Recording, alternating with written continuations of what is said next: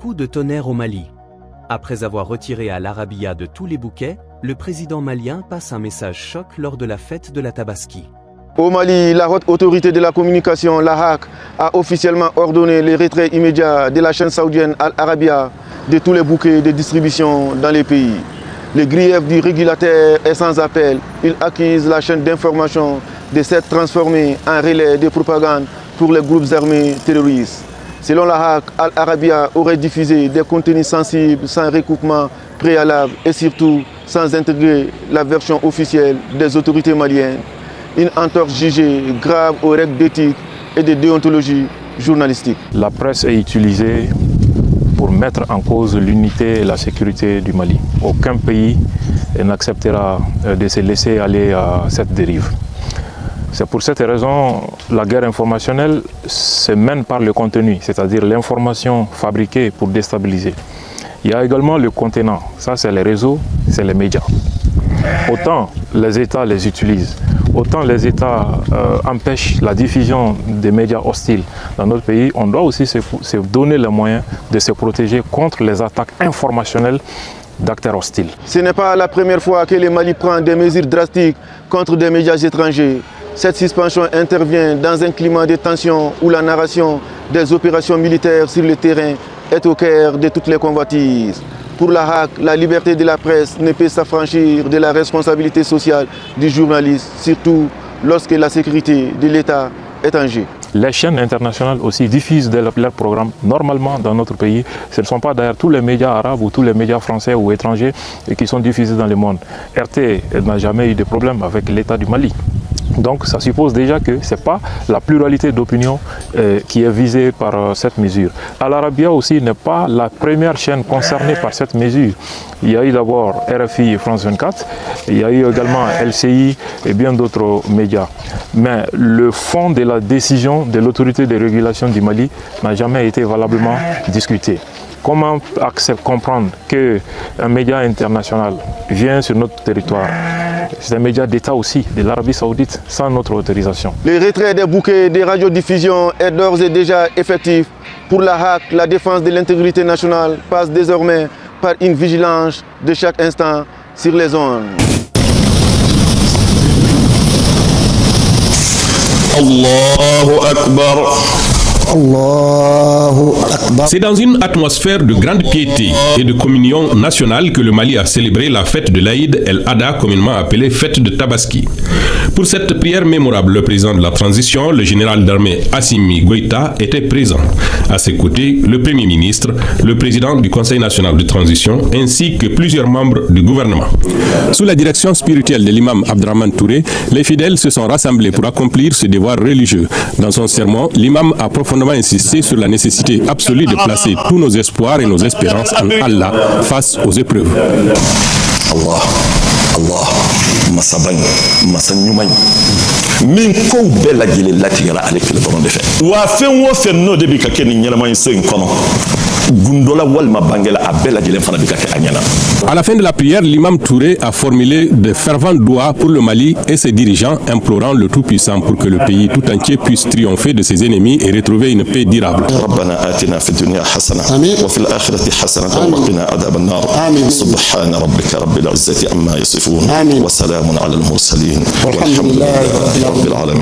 À sa sortie, le chef de l'État s'est adressé à la nation. Tout en rappelant que la Tabaski est un moment de retrouvailles, de bénédiction et de partage, le général d'armée Assimi Goïta a tenu à saluer la résilience exceptionnelle des Maliens face à l'adversité. Il a rappelé avec force les raisons des attaques que subit le pays. Tout d'abord, je voudrais remercier le Tout-Puissant Allah de nous avoir donné l'opportunité de vivre ce moment solennel, la fête de El-Kébir, communément appelée fête de Tabaski ou fête de mouton, est un moment de retrouvailles, de communion, de prière, de bénédiction et surtout de partage.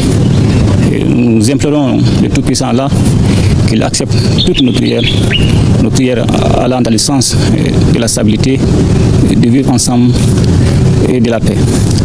Et je voudrais aussi saluer l'élan de solidarité du peuple malien et surtout sa résilience exceptionnelle face à une adversité sans précédent. Notre pays est victime de notre choix souverain qui est de prendre notre destin en main et victime aussi de nos ressources stratégiques. Raison pour laquelle notre pays fait face à plusieurs formes de terrorisme, notamment soutenus par des sponsors étatiques, à savoir le terrorisme médiatique, le terrorisme économique, le terrorisme politique, le terrorisme international et surtout le terrorisme d'État. Tous ces acharnements contre notre pays à travers des récits hostiles et des narratifs entretenus au détriment de la souffrance de nos populations ne doivent nullement ébranler notre volonté de poursuivre le combat qui mène à la souveraineté du Mali et surtout à la prospérité. Le Mali est un grand pays, héritier des grands empires, qui a forgé sa dignité, son honneur, sa bravoure et surtout sa combativité à travers des décennies de lutte. Face à ce contexte complexe, le président de la transition a réitéré sa confiance absolue dans les forces de défense et de sécurité, saluant la coopération avec les partenaires russes qui mènent des opérations offensives rigoureuses. Il a lancé un appel à l'unité sacrée autour des forces armées pour l'atteinte des objectifs de refondation nationale, le Mali Koura. Nous demandons au peuple malien de resserrer les rangs derrière les forces armées et de sécurité, ainsi que nos partenaires de la Fédération de Russie, et qui, après avoir porté un coup d'arrêt au plan finesse des groupes armés terroristes, mènent actuellement des opérations offensives sans merci contre les groupes sans foi ni loi. Ces groupes armés seront recherchés et neutralisés partout, que cela soit dans les forêts, dans les montagnes, dans le désert. Ils seront recherchés et neutralisés jusqu'à la pacification totale du pays. Une célébration de la Tabaski placée sous le signe de la résistance et de l'espoir. Le chef de l'État a conclu son message en s'inclinant devant la mémoire des victimes civiles et militaires tout en souhaitant une excellente saison de pluie aux agriculteurs du pays.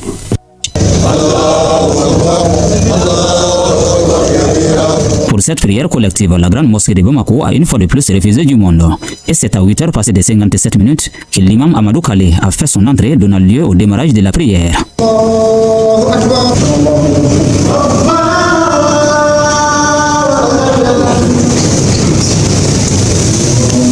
Après la prière, place au sermon, une étape cruciale de ce moment de culte qui donne l'occasion à l'imam de s'adresser aux fidèles. L'imam Kale va plus loin, évoquant l'importance de l'émolation d'une bête dont le premier choix demeure le bélier. Cette fête de Tabaski, faut-il le souligner, est une occasion privilégiée de présentation des vœux. Je demande au bon Dieu qui nous a montré cette année de nous montrer beaucoup d'années. Nous allons fêter tous ensemble dans la paix, dans la convivialité, la prospérité aussi. Voir tout ce monde se rassembler autour de la fête et autour de la religion, c'est vraiment un sentiment de fierté, d'appartenance à cette religion. Les prières sont tournées vers le pays aujourd'hui. Maliens, il faudra qu'ils soient patients et qu'on ne soit pas pressés. Ce pays, Inch'Allah, va s'en sortir.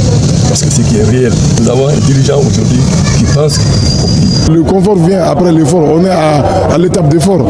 Et bientôt, on aura le confort. Et je prie Dieu qu'il nous donne cette patience et la force de pouvoir faire face à cette pression.